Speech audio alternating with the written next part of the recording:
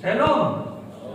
Shalom, haleluya, puji Tuhan. Kita bersyukur pada pagi hari ini kita dapat bersama-sama dalam latihan minggu. Masih kita terasa dalam suasana Paskah. Haleluya, puji Tuhan.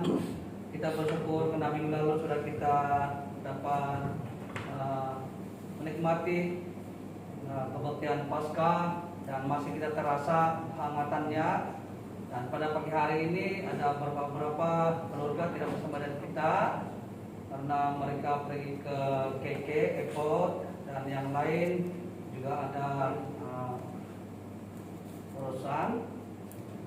Dan apapun kita bersyukur karena kita dapat bersama-sama di gedung ini.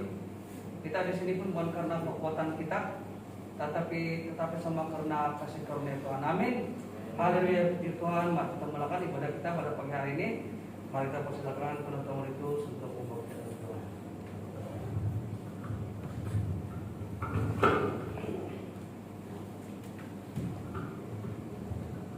Mari kita bersyukur. Bapa di surga, kami bersyukur berterima kasih Tuhan. Kami berada di tempat ini karena kasih-Mu yang begitu besar. Dan kami percaya kasih karunia-Mu sudah kami nikmati. Dan kami tahu kami hidup di dalam Engkau dan Engkau di dalam kami. Justru itu kami menikmati dan terus sukacita perjalanan hidup kami. Karena kami tahu setiap gerak langkah kami pasti kami menikmati satu kejayaan atas kebangkitan Tuhan Yesus dalam hidup kami. Terima kasih Tuhan bahwa kami akan melakukan ibadah ini. Dan kami bersyukur bahwa kami disajikan lagi dengan firman-Mu pada pagi ini.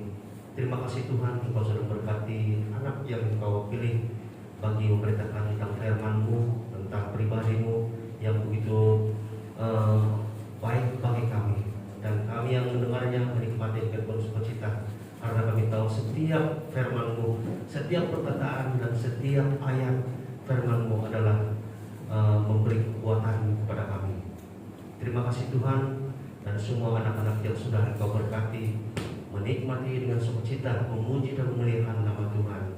Semua anak-anak muda yang memimpin kami dalam puji-pujian, terima kasih Tuhan, Kau sudah memberkati mereka. Kami bersyukur di dalam nama Yesus kami sudah berdoa. Amin.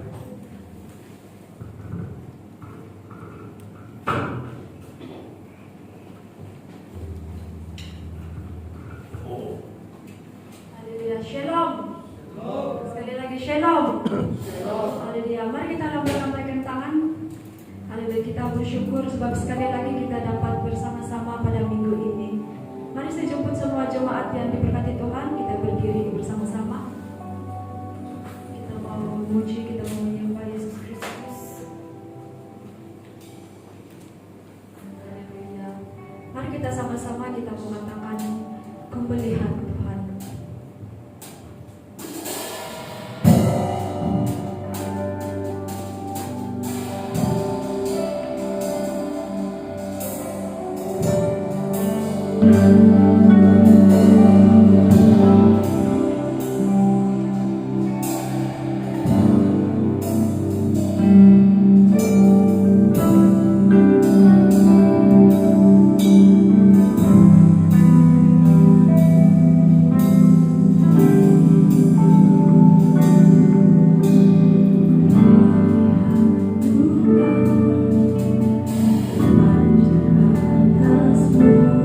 Tuhan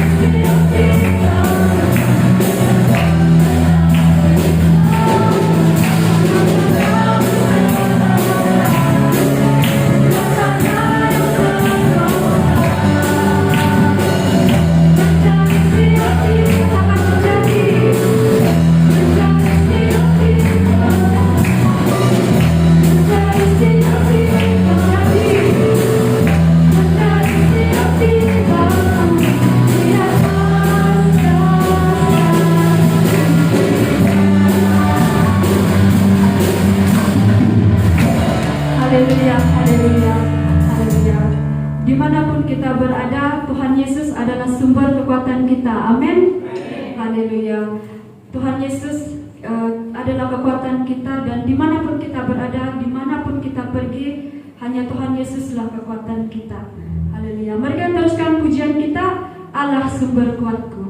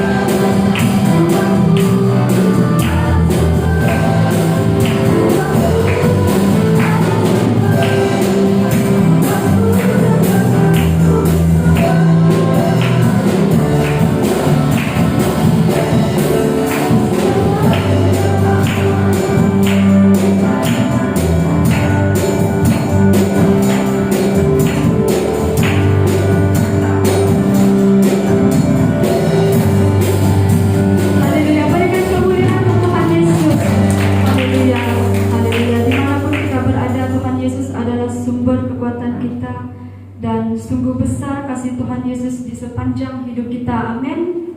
Haleluya. Pada saat ini mari kita mau masuk dengan lebih dalam lagi untuk menyembah Tuhan. Kita mau tinggikan Yesus Kristus. Haleluya. Mari kita mau angkat lagi bersama-sama kata-kataan lebih dalam ke menyembah.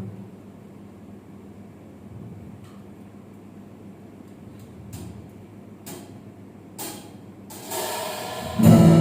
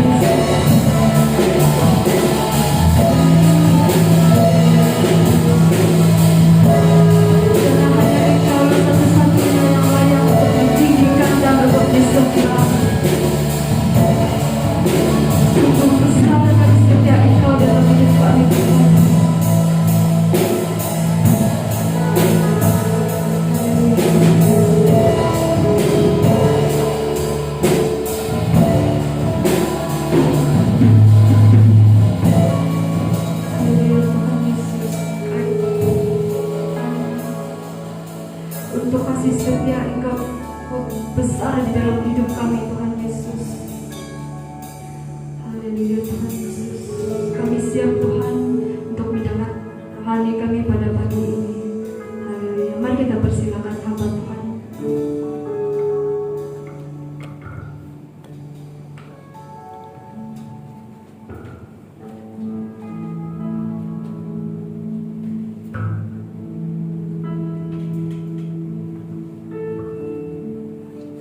Oh haleluya Bapa di surga.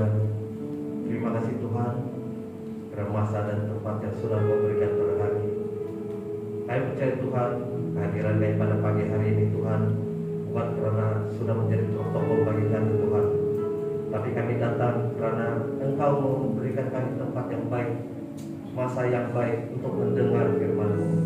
Karena kami adalah anak-anak-Mu Tuhan yang selalu dahaga dan lapar akan firman-Mu. Dan kami datang pada hari Tuhan bukan karena kami orang baik, tapi Engkau yang sudah menebus segala dosa kami, menjadikan kami orang-orang yang tidak berdosa. Terima kasih Bapa di surga. Sekali lagi Tuhan, hamba-Mu, anak-Mu ini akan menyampaikan firman-Mu Tuhan sesuai dengan kehendak-Mu. Kau terus menyertai anak-Mu Tuhan, agar apa yang anak-Mu sampaikan Tuhan itu adalah isi hati-Mu. Terima kasih Bapa di surga. Sekali lagi Tuhan kami naikkan segala pujian hormat syukur Tuhan hanya di dalam nama Tuhan kami Yesus Kristus, Raja dan Penyelamat kami. Amin. Haleluya. Silakan duduk.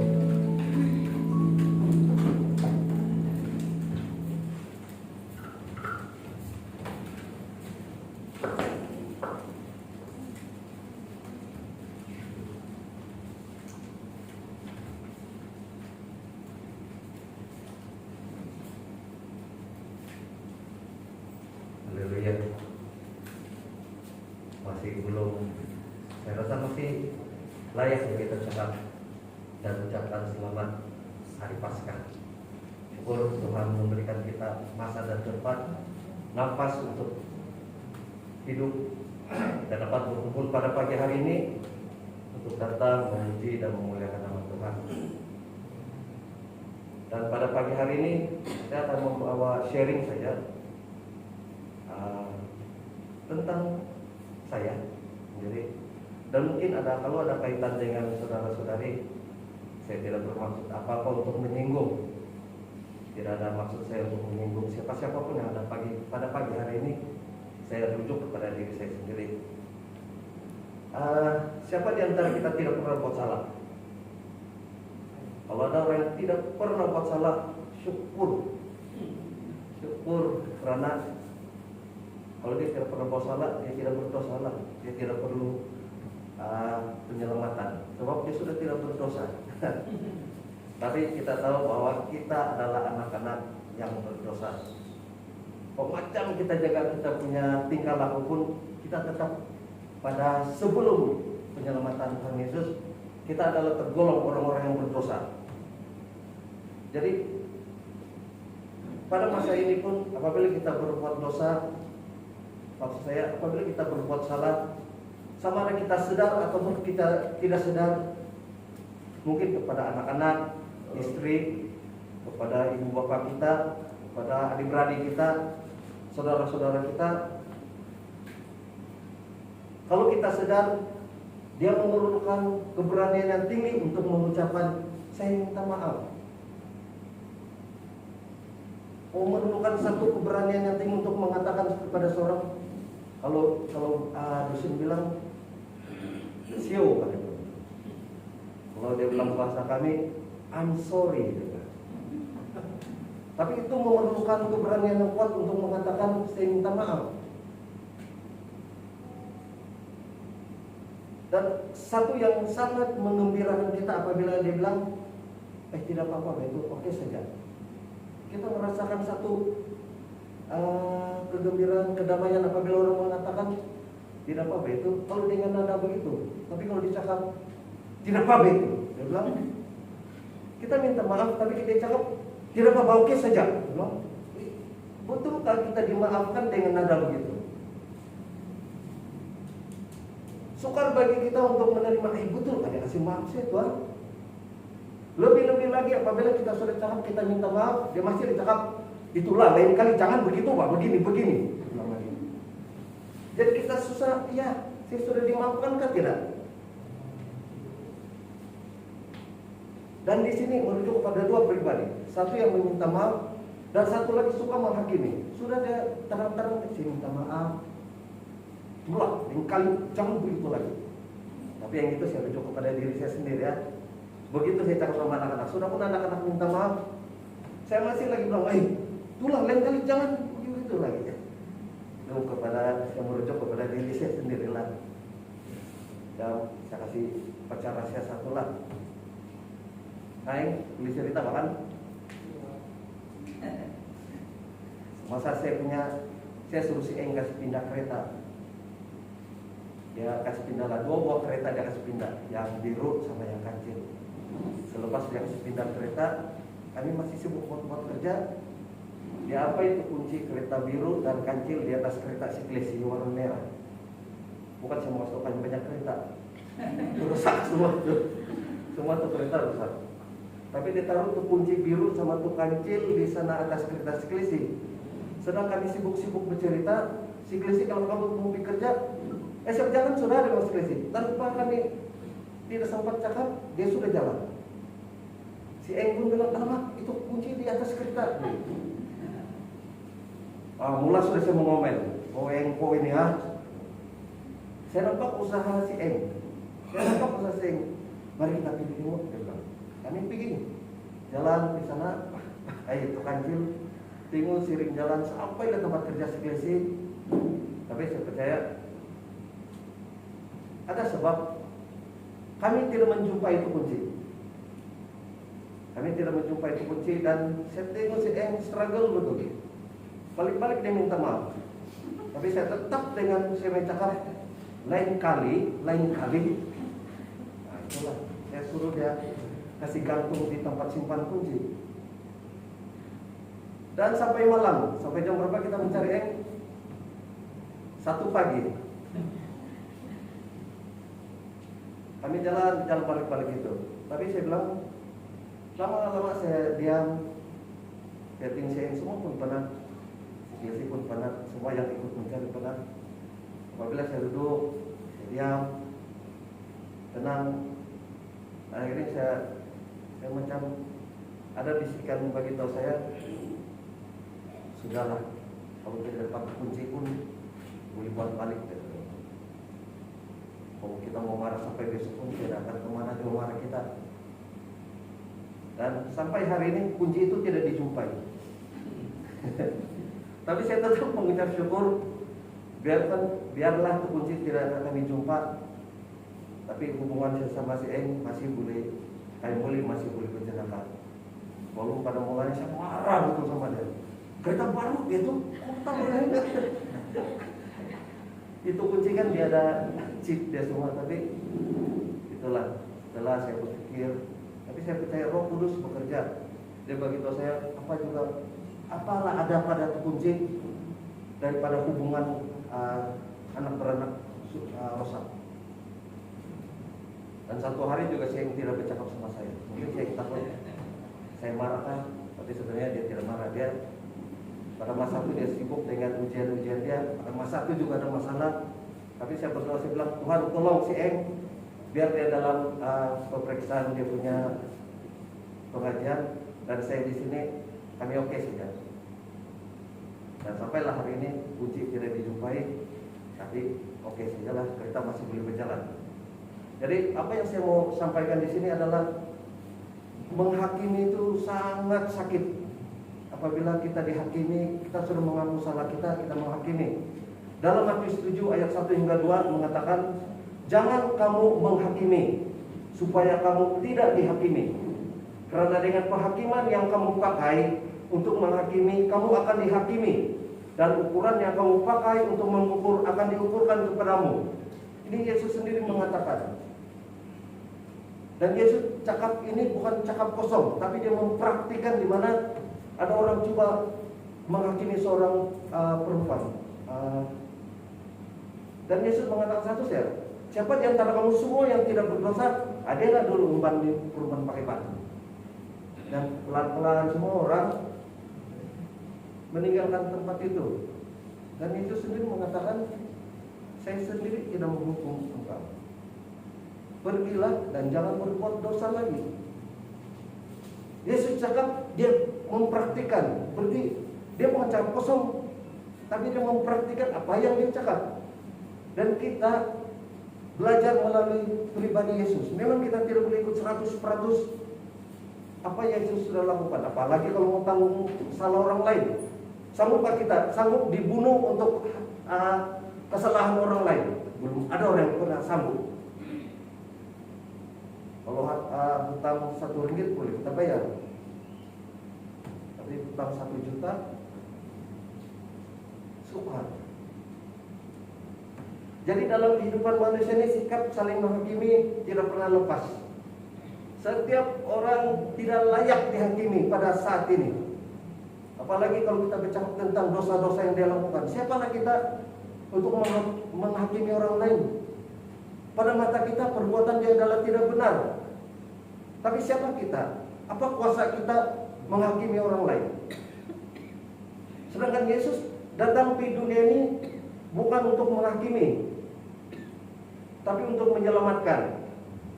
Kita baru juga merayakan Paskah. Kebangkitan Tuhan Yesus menandakan sudah menang, dosa dilenyapkan, dan kita tidak terikat lagi dengan ini dosa-dosa. Karena selepas Yesus menyelesaikan karya penyelamatan, dia tidak pernah lagi menghakimi manusia yang sudah berdosa. Karena dia percaya semua manusia sudah diselamatkan.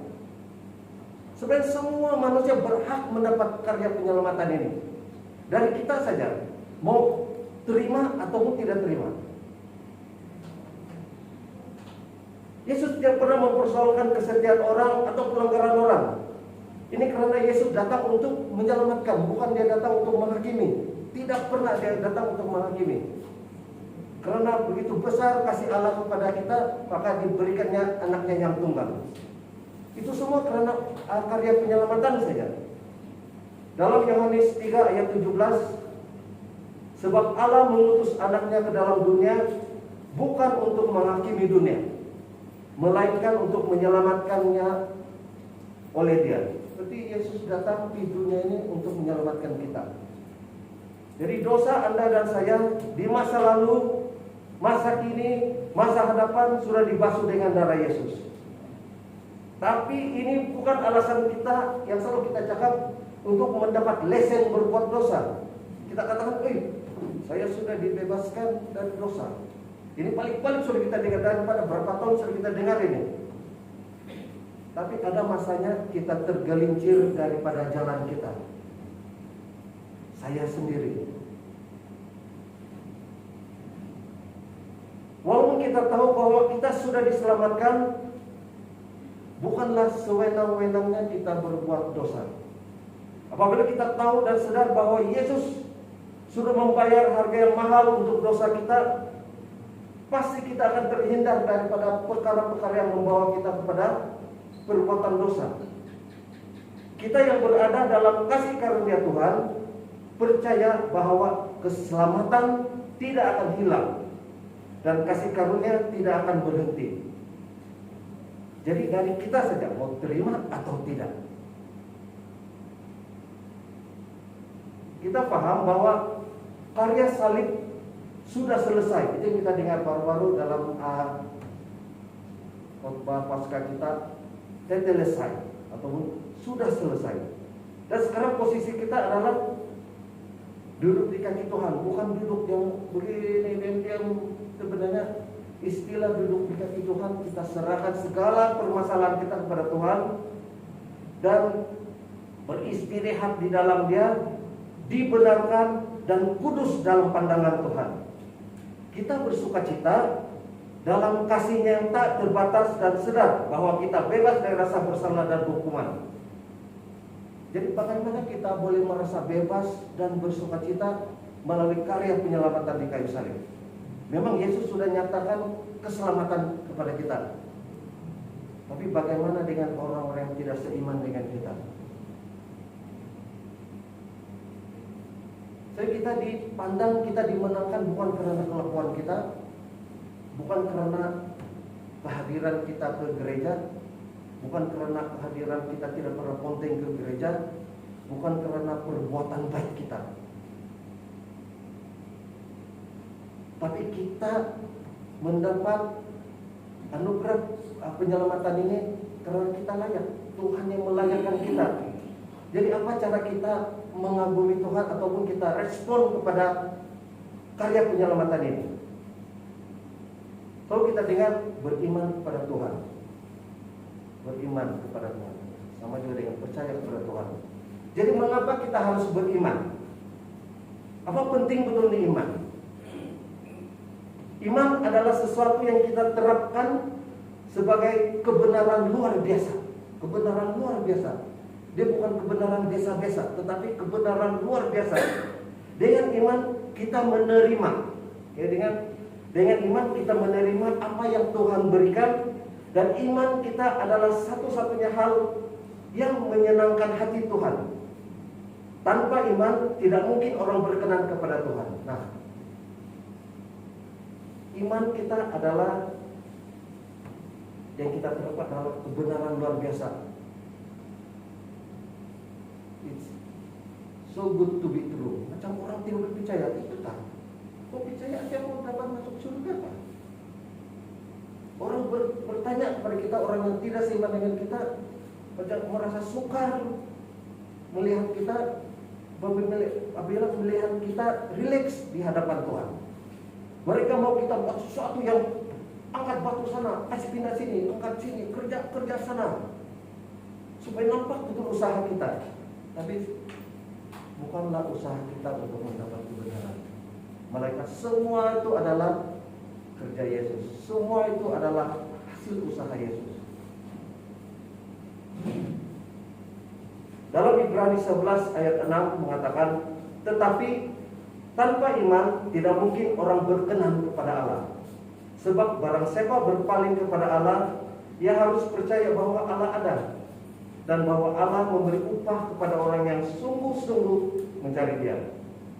Sebab barang siapa berpaling kepada Tuhan, ia harus percaya. Ini dalam Ibrani 11 ayat 6. Ia harus percaya bahwa Tuhan ada, dan bahwa Tuhan memberi upah kepada orang yang sungguh-sungguh mencari Dia. Nah, sebagian orang apabila baca ayat ini mereka ambil yang awal saja, yaitu tetapi tanpa iman tidak mungkin orang berkenan kepada Tuhan. Sebenarnya ayat selepas itu adalah sebab barang siapa berpaling kepada Tuhan, ia harus percaya bahwa Tuhan ada, dan bahwa Tuhan memberi upah kepada orang yang sungguh-sungguh mencari Dia. Dengan kata lain, iman yang berkenan kepada Tuhan adalah iman yang percaya bahwa Tuhan itu ada dan bahwa Ia adalah pemberi upah. Nah, iman yang kita percaya adalah iman yang sungguh-sungguh mengimani atau stroke percaya. Believe. Dan juga kita percaya bahwa Tuhan itu ada. Kita tidak setakat percaya saja, ya. Tapi kita tidak mempercayai Tuhan kita. Tuhan kita ada. Dan berbahagialah mereka yang tidak melihat tapi percaya. Memang tidak ada di antara kita pernah melihat Yesus. Tidak pernah di antara kita yang sama-sama berada pada zaman Yesus menyelamatkan, mati di kayu salib. Tapi syukur karena iman percaya kita percaya bahwa Yesus mati di kayu salib, menebus dosa kita dan memberikan kita hidup berkemenangan. Memang sesuatu yang sukar apabila kita mengatakan saya percaya kalau kita tidak nampak bukti. Kalau saya katakan, kamu percaya Pak? Saya pandai terbang. Bisa kita cakap, coba kau terbang dulu, baru kamu percaya. Sukar. Dan Yesus punya karya penyelamatan di kayu salib. Orang bilang kan dia itu karena hukum, tapi kita diselamatkan sebab dia mati bagi kita. Bagi orang yang percaya, iya. Tapi orang yang tidak percaya, ya kah? Dia bukan bilang iya, tapi dia tambah perkataan ujung dia. Iyakah? Tapi kalau orang percaya kita akan cakap, iya, Yesus menyelamatkan. Tapi orang yang mau tahu tidak tuh dia akan cakap, iyakah? Berarti dia sesuatu pertanyaan lagi, iyakah? Nah, Alkitab juga mengatakan bahwa iman adalah dasar dari segala sesuatu yang kita harapkan dan bukti dari segala sesuatu yang tidak kita lihat. Ibrani 11 ayat 1.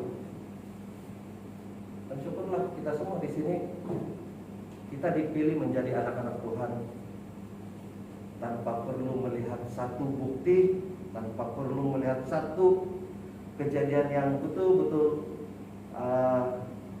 menyentuh perasaan kita.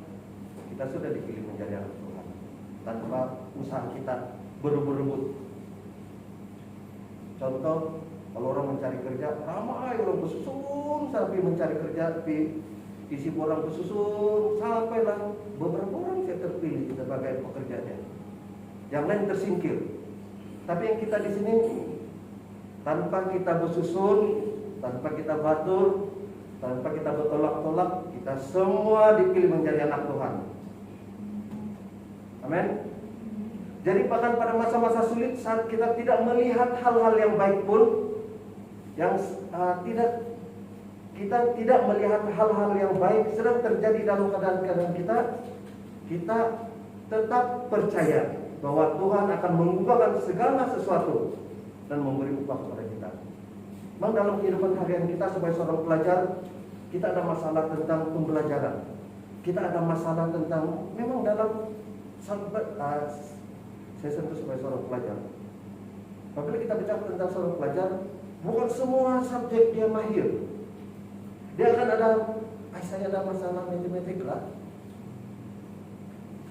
saya ada masalah sejarah lah, macam-macam ada permasalahan pembelajaran. Dan kita melihat itu hal-hal yang tidak baik. Gagal saya ini pemeriksaan sebab saya tidak pandai matematik. Tapi kita percaya Tuhan mengubahkan segala sesuatu dan memberi upah kepada kita. Kalau pelajar, dia akan memberi upah, dia akan bagi kita keputusan yang baik.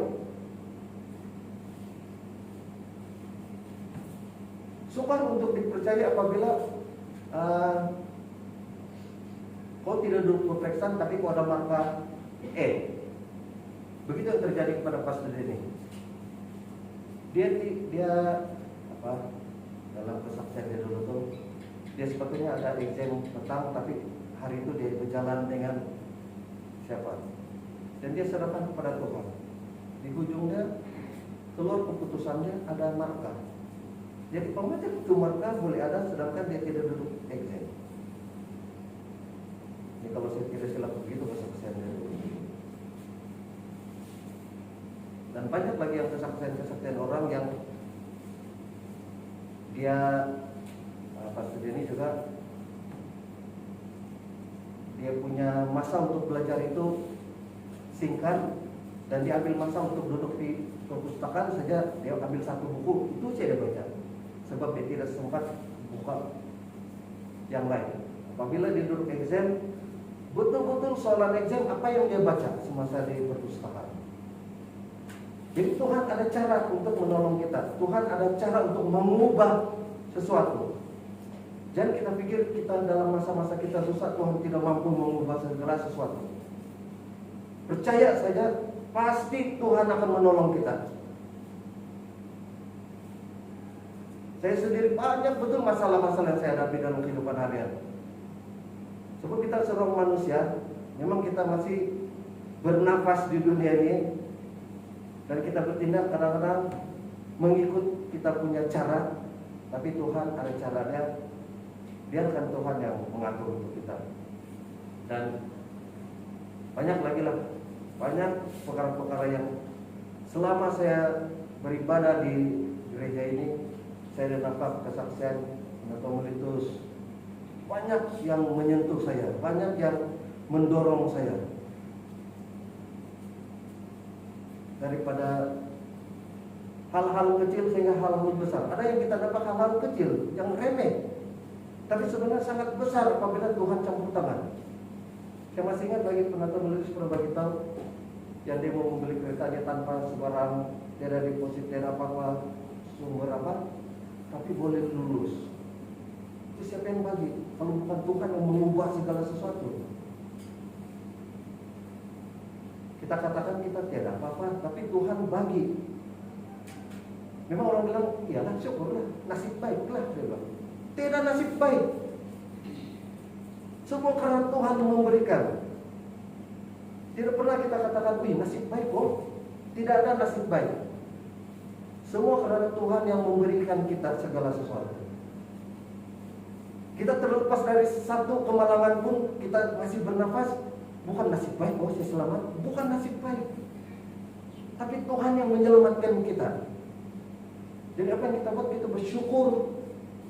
Dan kita percaya, mengimani bahwa Tuhan itu ada. Minta maaf saudara-saudari, bukan saya marah. Saya hanya menyampaikan apa yang harus saya sampaikan pada hari ini. Dan saya percaya, saudara-saudari pun percaya, kita percaya kepada Tuhan kita. Jangan percaya kepada intonasi suara saya yang, wih, makin yang berlebihan. Bukan marah, tidak marah, sama-sama kita berfungsi saja. Jadi Tuhan mengubahkan segala sesuatu menjadi berkat. Mari kita lihat dalam cerita Ruth, seorang janda Moab. Saat dia nyatakan dia mempercayai Tuhan dan menjadikannya Tuhannya dalam Ruth 1:16. Alkitab memberitahu kita bahwa ia diberikan upah sepenuhnya oleh Tuhan saat ia berlindung di bawah sayapnya. Ruth 2:12. Nanti kita boleh baca sendiri dalam ketikannya. Ruth 1:16, Ruth 2:12. Dan ada beberapa lagi boleh baca dalam semua dalam Ruth 2:9 hingga 17, 13 hingga 11, Ruth 4, 10 hingga 13. Itu bukan saja yang memberikan perlindungan kepadanya, melainkan juga persediaan yang berkelimpahan, kemurahan yang melampaui ukuran biasa dan penebusan yang mulia. Kita tahu dia pada mulanya orang Moab ini dia tidak mempercayai Tuhan kita, tapi dia serahkan pada masa itu belum terjadi karya penyelamatan pun dia sudah mau mempercayai Tuhan dan menjadikan dia Tuhan. Dia tidak menyembah lagi apa-apa berhala yang lain.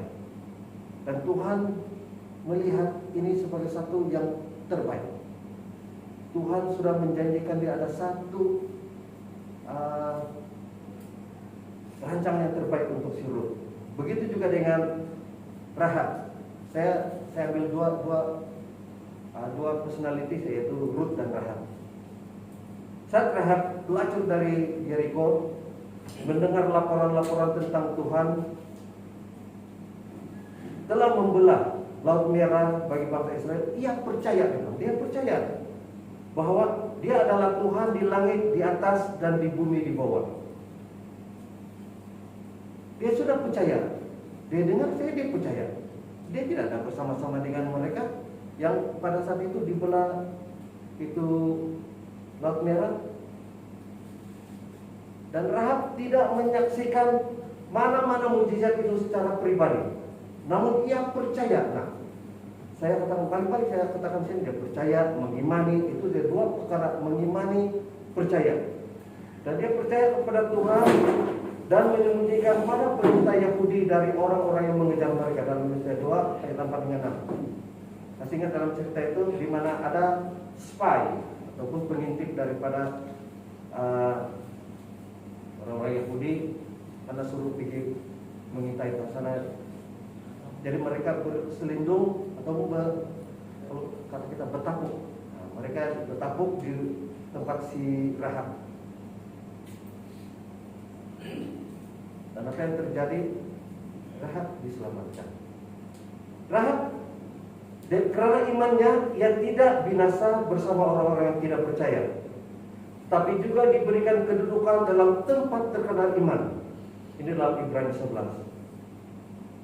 Kenapa saya katakan dua personality pribadi wanita ini, Ruth dan Rahab?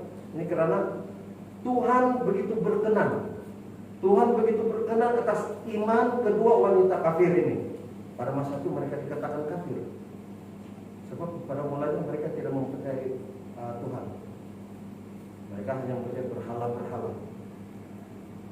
Tapi Tuhan begitu berkenan kepada iman kedua wanita ini, sehingga Ia tidak hanya memberkati mereka dalam masa hidup mereka, tetapi Ia juga menempatkan mereka dalam silsilah anaknya Yesus Kristus, Sang Penebus dan Pemberi upah. Kita ingat lagi bahwa daripada silsilah keluarga Yusuf bermula daripada yang awal, antara yang Tuhan pakai dalam susun kalur Yesus ini kan, Yusuf adalah Rahab dan Rut, di mana Rahab melahirkan Boaz dari keturunan Salmon. Rut memperanakan Obed dari keturunan Boaz. Obed memperanakan Isai, dan Isai memperanakan Raja Daud. Nah, kalau kita lihat daripada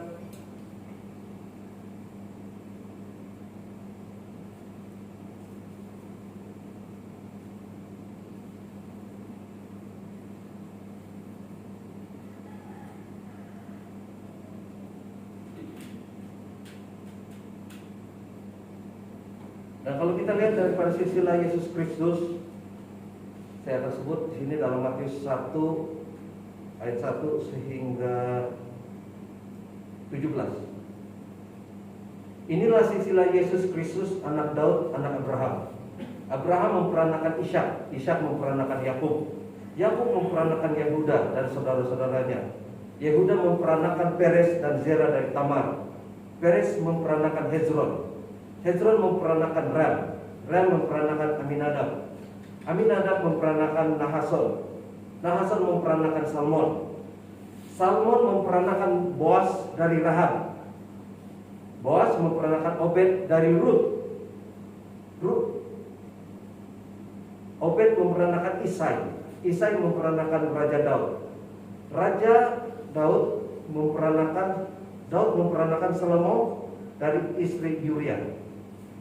Salomo memperanakan Rehabim, Rehabim memperanakan Abia, Abia memperanakan Asa, Asa memperanakan Yosafat, Yosafat memperanakan Yoram, Yoram memperanakan Uzia, Uzia memperanakan Yotam, Yotam memperanakan Ahaz, Ahaz memperanakan Hizkia, Hizkia memperanakan Manasye, Manasye memperanakan Amon, Amon memperanakan Yosia.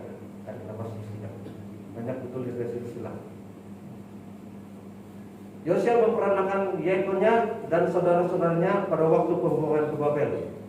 Sesudah pembuangan ke Babel, Yekonia memperanakan Shealtiel, Shealtiel memperanakan Zerubabel, Zerubabel memperanakan Abihud, Abihud memperanakan Eliakim, Eliakim memperanakan Azor, Azor memperanakan Zadok, Zadok memperanakan Hakim, Hakim memperanakan Eliud, Eliud memperanakan Eliza, Eliza memperanakan Matan, Matan memperanakan Yakub, Yakub memperanakan Yusuf, suami Maria, yang melahirkan Yesus yang disebut Kristus. Nah, Yesus memilih kita atau memilih dua pribadi ini bukanlah mereka daripada kesempurnaan mereka. Tapi ada banyak contoh-contoh mereka yang melakukan dosa-dosa yang tidak layak dipandang oleh manusia. Tapi Tuhan melihat mereka bukan karena kelakuan mereka, tapi Tuhan memperhatikan iman percaya mereka. Jadi daripada iman percaya mereka, mereka telah dipilih, dijadikan tempat yang dikatakan tempat terkenal iman. Biarpun daripada kerja-kerja yang tidak baik, pelacur, orang-orang yang tidak percaya dengan Tuhan, tapi karena mereka memilih untuk percaya, memilih untuk percaya, mengimani Tuhan, mereka ditempatkan di tempat yang baik. Jadi saudara-saudariku yang terkasih, saat Anda datang kepada Tuhan dengan keperluan-keperluan Anda, percayalah bahwa Tuhan adalah pemberi upah. Jangan kita memperhatikan apa yang kita mampu lakukan, tapi perhatikan apa yang Yesus sanggup lakukan, mampu lakukan. Memang Yesus sanggup melakukan apa saja, dan Yesus pasti boleh melakukan yang terbaik untuk kita. Jangan kita melihat keluarga kita tidak layak diberkati, dan kita melihat diri kita sendiri tidak diberkati. Jangan melihat orang lain tidak diberkati. Kita semua layak diberkati. Jadi Tuhan berkenan atas jenis iman seperti ini. Dia ingin menjadi pemberi upah iman Anda di dalam Dia. Jadi kita tahu daripada sharing kita pada hari ini,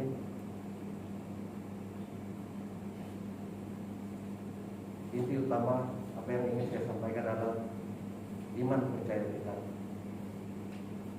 Walaupun kita tidak rajin seperti orang lain, walaupun kita tidak berapa setia seperti orang lain, Tuhan tidak pandang semua. Tuhan hanya memilih dan melihat iman percaya kita. Karena bukan kita yang setia, tapi Tuhan yang setia. Tuhan tidak akan meninggalkan Anda, walaupun Anda dalam keadaan apapun, segala kesusahan-kesusahan Anda, Tuhan tidak akan tinggalkan Anda, melainkan Anda yang meninggalkan Tuhan. Tapi Tuhan sudah bagi tahu karya penyelamatan dari kayu salib telah selesai, dan Anda dan saya layak menerima penebusan itu. Dan tidak ada yang boleh mengambil penebusan ini daripada orang lain ataupun roh-roh yang berada di luar sana, terutama iblis-iblis yang mau menyesatkan kita. Karena kita melihat Yesus. Kalau Yesus benar, kita adalah benar. Kalau Yesus baik, kita adalah baik. Yesus sihat, kita adalah sihat.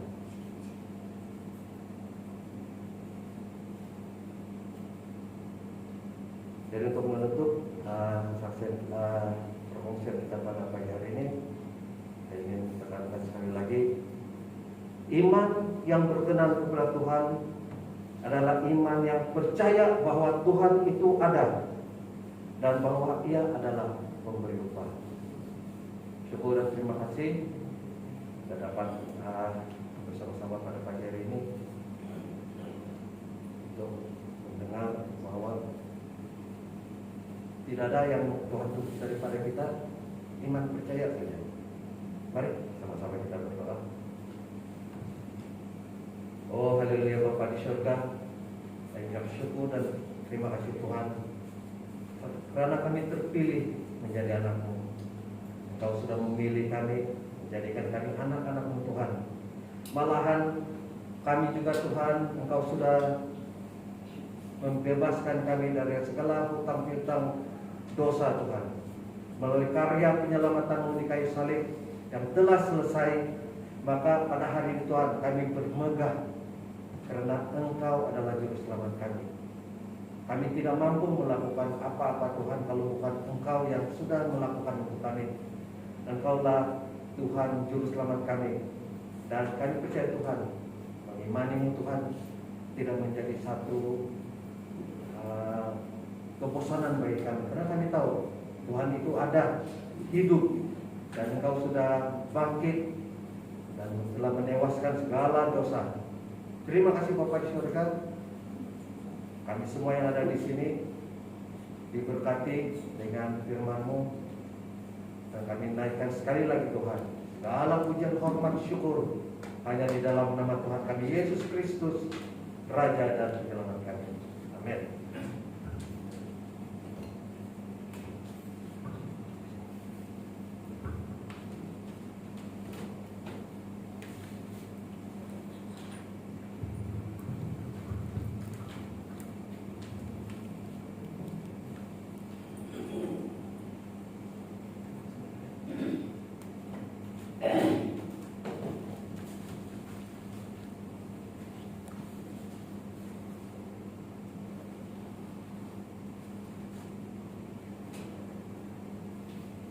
Haleluya, puji Tuhan.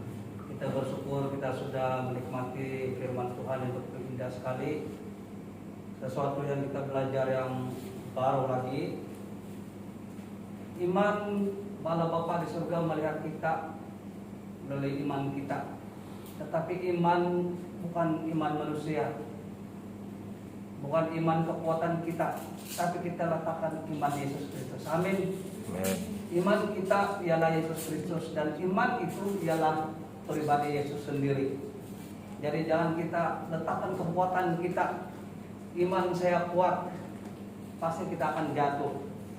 Tetapi iman saya ialah iman Yesus. Haleluya, puji Tuhan. Itulah kekuatan kita. Kasih karunia Tuhan ialah Yesus sendiri. Mari kita buka pelan-pelan. Kita terus ke perjamuan kudus.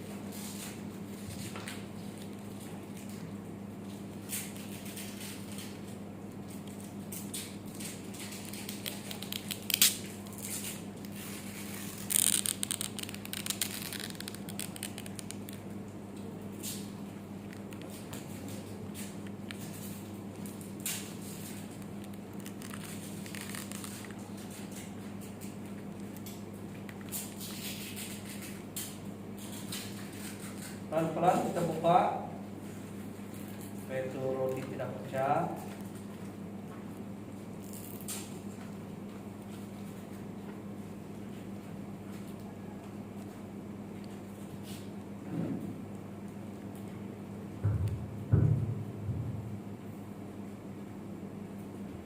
Kalau sudah siap, mari kita pegang roti.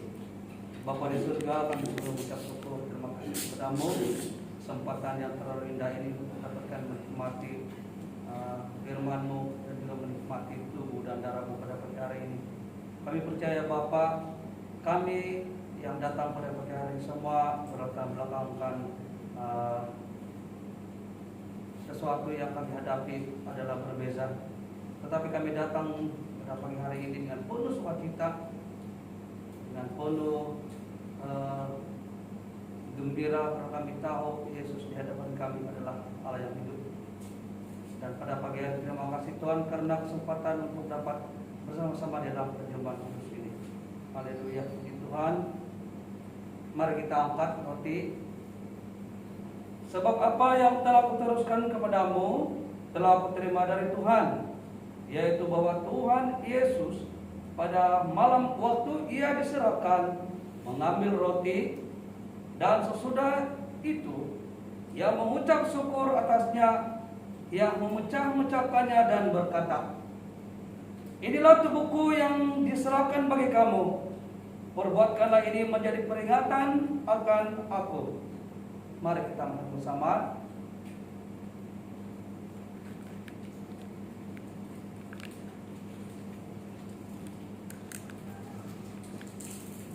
Haleluya, puji Tuhan.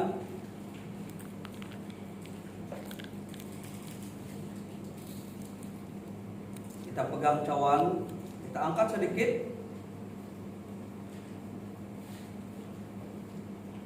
Demikian juga yang mengambil cawan sesudah makan, lalu berkata, cawan ini adalah perjanjian baru yang dimeteraikan oleh darahku. Perbuatkanlah ini setiap kali kamu meminumnya menjadi peringatan akan aku. Sebab setiap kali kamu makan roti ini dan minum cawan ini, kamu memberitakan kematian Tuhan sampai ia datang. Mari sama.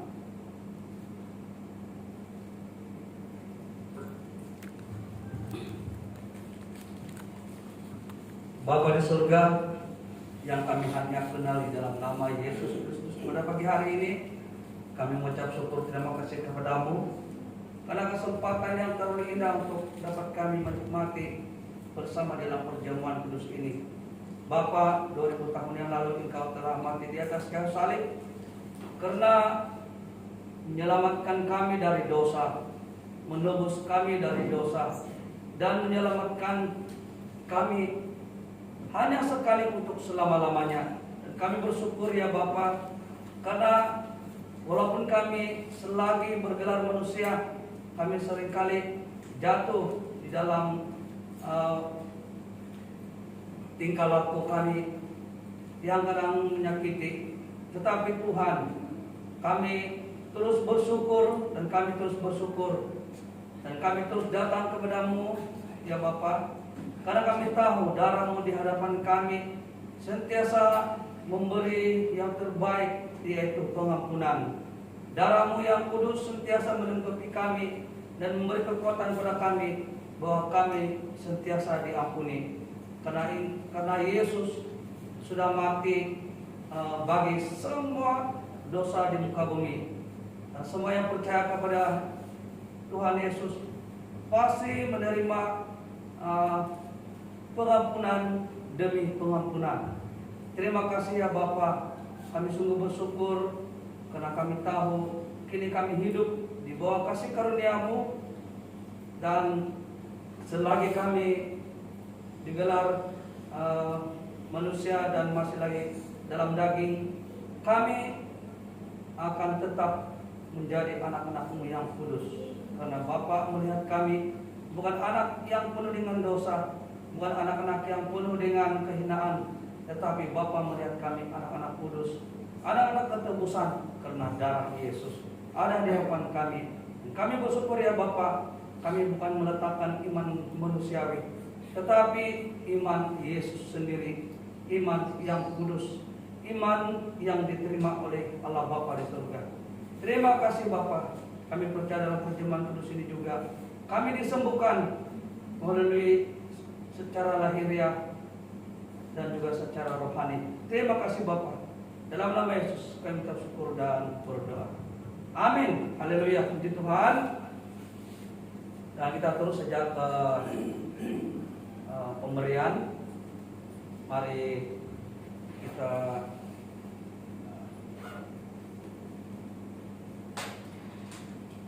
jemput Deaconess Doris untuk membawa kita di dalam doa pemberian.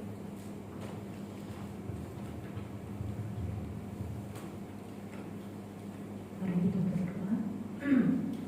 Bapa lahir dan surga, kami mengucap syukur Tuhan karena Engkau adalah Tuhan yang memberkati kami, Tuhan yang sudah memberikan kami segala sesuatu di dalam kehidupan kami dan memberkati segala pekerjaan kami.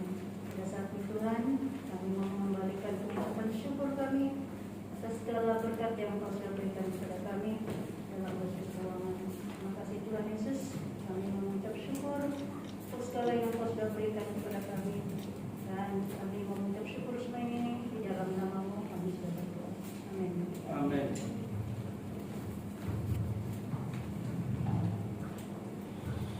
Haleluya. Sambil kantong kolektor diedarkan, mari kita angkat lagu pujian ini, Jangan Lelah. Jangan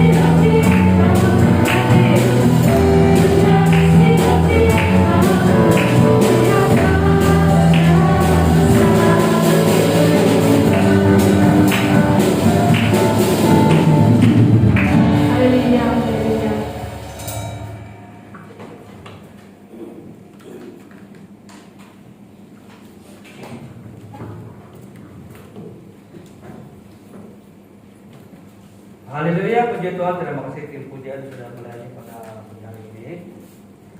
Dan seperti biasa, sepanjang ibadah kita mengikuti SOP, dan begitulah seterusnya selagi tidak ada apa-apa perubahan yang kita sudah boleh duduk tidak berjarakan lagi, tapi kita terus saja ikut SOP, mengikut arahan daripada Kementerian Kesehatan, dan pada minggu depan membawa firman Tuhan dari Knes Erni.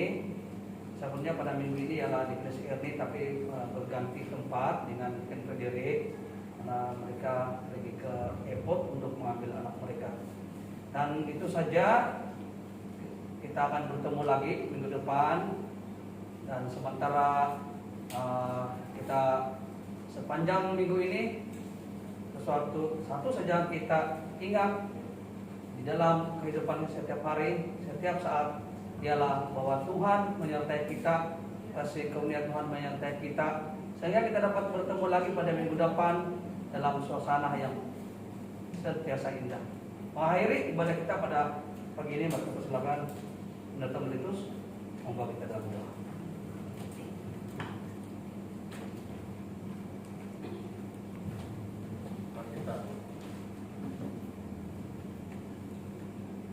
Oke, mari kita bersyukur. Bapa di surga, kami bersyukur dan terima kasih Tuhan karena kami sudah menikmati firman-Mu yang luar biasa pada pagi ini. Kami tahu bahwa kami sudah dikasihi, kami sudah dicintai, malah kami sudah menikmati segala berkat daripada Engkau Tuhan. Begitu besarnya kasih Tuhan Yesus, begitu besarnya kasih karunia-Mu bagi kami, sehingga kan pada saat ini kami dapat bersama-sama memuji, memuliakan dan menyembah Tuhan. Karena kami tahu kami sudah dimenangkan atas kematian Tuhan dan atas kebangkitan Tuhan Yesus. Kami menikmati kemenangan yang luar biasa. Kami bersyukur Tuhan bahwa selepas ini kami akan terpisah dari tempat ini, dan kami tahu Tuhan Yesus bahwa dimanapun kami berada, kami sudah menikmati perlindungan daripada Engkau. Terima kasih Tuhan atas pimpinan berkat dan kasih-Mu. Semua anak-anak Tuhan yang sudah Engkau berkati, yang berada dalam gedung ini, malah yang berada di luar gedung, kami percaya bahwa semuanya menikmati apa yang kami nikmati daripada Tuhan Yesus. Terima kasih Tuhan. Berakhir ibadah kami pada pagi ini, tetapi firman Tuhan tetap tinggal diam di dalam setiap pribadi kami. Walau bagaimanapun cara kehidupan kami, di mata manusia kami dilihat tidak betul, kami dilihat sepertinya tidak tepat, tetapi di mata Tuhan kami adalah anak-anak yang penuh dengan sukacita. Terima kasih Tuhan Yesus karena Engkau sangat baik dengan kami. Kami balik dengan penuh sukacita. Di dalam nama Tuhan Yesus kami sudah berdoa dan ucap syukur. Amin. Amin.